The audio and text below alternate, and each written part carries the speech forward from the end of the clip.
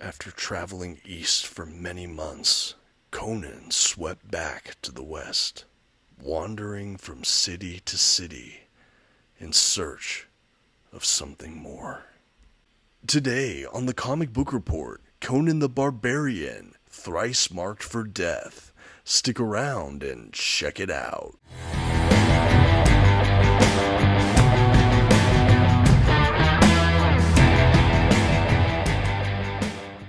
Greetings everyone, my name is Dominic and today you're tuning in to the Comic Book Report, where we review comic books and graphic novels so you can get an idea of what to read.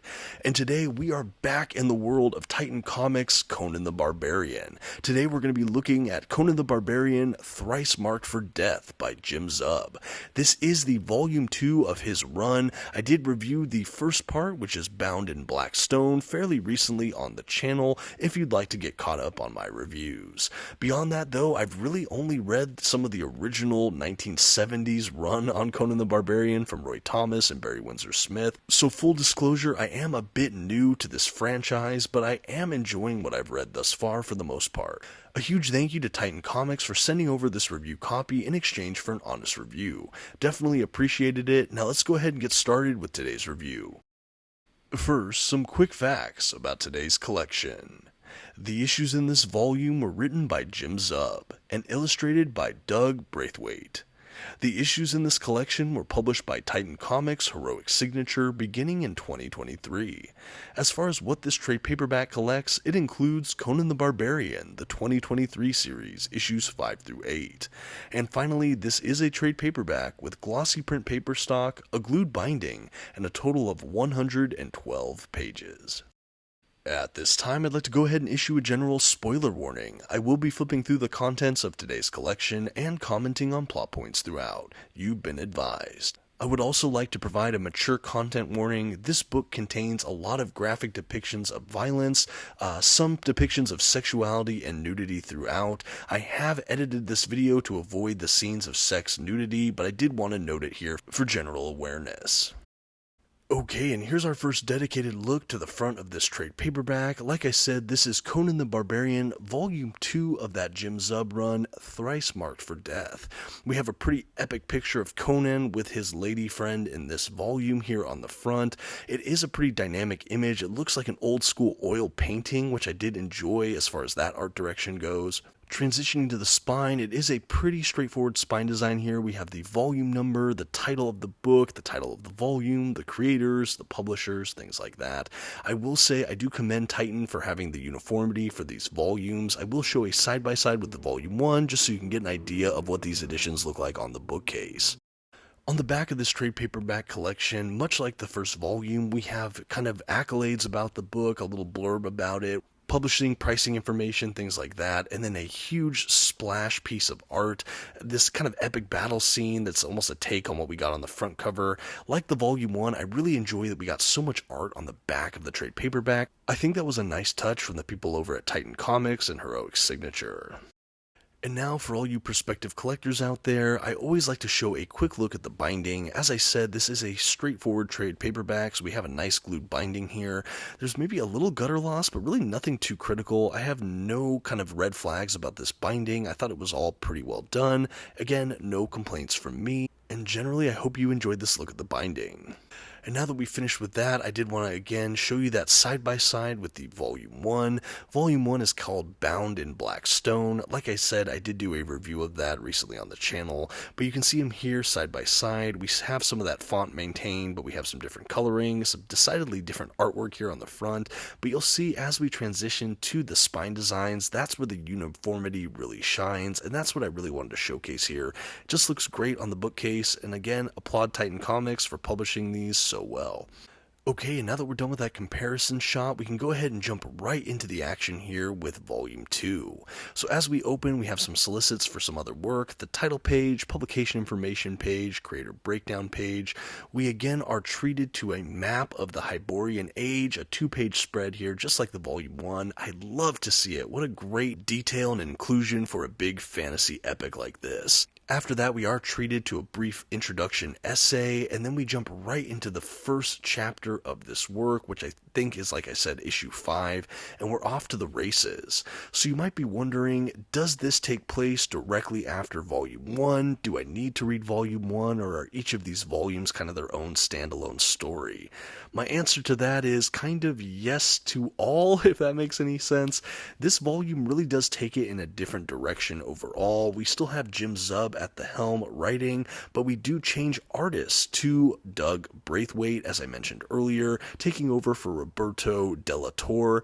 I personally preferred Della Torre's art. It had kind of a grit, sketchy scratchiness that really just threw back to earlier eras of Conan for me, and it helped me immerse in the world a bit more.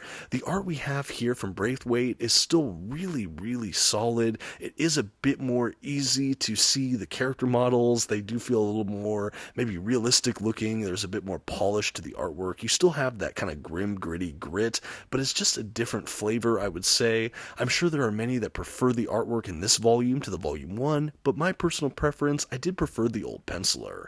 So with that, I will say you do have a bit of a tonal shift, even if it's just based on the artwork alone. So that kind of threw me a little bit reading volume to volume, because it does already feel immediately like a different kind of storytelling.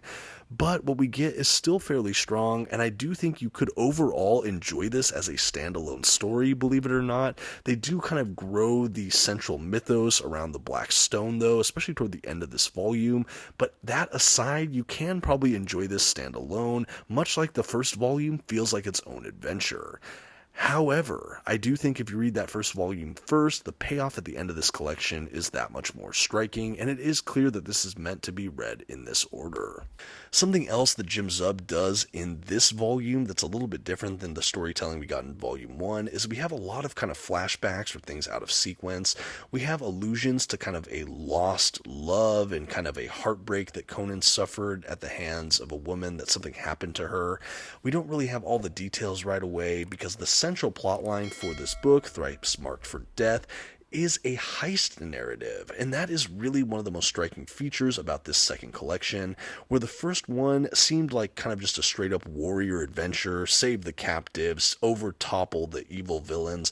This one's really a heist narrative where him and his small group of outlaws tried to steal an artifact in exchange for money, and that was a really novel approach. You throw in those flashbacks I was talking about where he's aboard a ship and he kind of falls in love with this woman, and it's just an interesting mix of storytelling. I will say jumping around between the different eras is a bit jarring. It is clear when we employ those flashbacks, but it does kind of it kind of shifts the pacing a bit in a way I thought was a little bit harder to gel, but it was still nicely done. I am familiar with this kind of storytelling mechanic, and I do think it was fun and fresh that Jim Zub took a very different swing with this narrative overall in the Volume 2 compared to the Volume 1. We're introduced to a lot of characters in this volume as well, and something I've noticed with Conan is some of these recurring characters don't stay recurring for long. A lot of them just begin and end with a one-off kind of adventure, and that's sort of the feeling I had with this. Granted, I haven't read the Volume 3 yet, so I don't know where some of these narrative threads go, but it does feel like this is its own standalone adventure for the most part, again, outside of those couple dangling kind of building plot threads. So the central heist, we find out ultimately that the artifact is a piece of the Black Stone from the first volume. Conan is immediately horrified and begs people not to mess with it, and the curse is kind of unleashed. We have kind of these zombie kind of spiritual looking spectral figures show up. We have his sort of present day paramour being overtaken by the spirit and becoming one of these zombie monsters. There's a pretty gnarly fight that ensues. At some point we also see some flashbacks for what happened to his old kind of love interest aboard this boat, which also ended in kind of a tragic death. But everything just really hits it into high gear in that third act when the heist kind of backfires on all of them and this curse is unleashed. Ultimately, Conan succumbs to this curse and he kind of becomes this kind of zombified sort of monster, kind of being steered by whatever curse is on this object. So we have some payoff from what we saw in the Volume 1 in the form of this artifact from the Black Stone and some of the curse we saw from the waters in that first first volume, and ultimately we lead into kind of a cliffhanger of where does Conan go from here. He's been kind of corrupted by this influence, and I thought that this was kind of a fascinating wrinkle.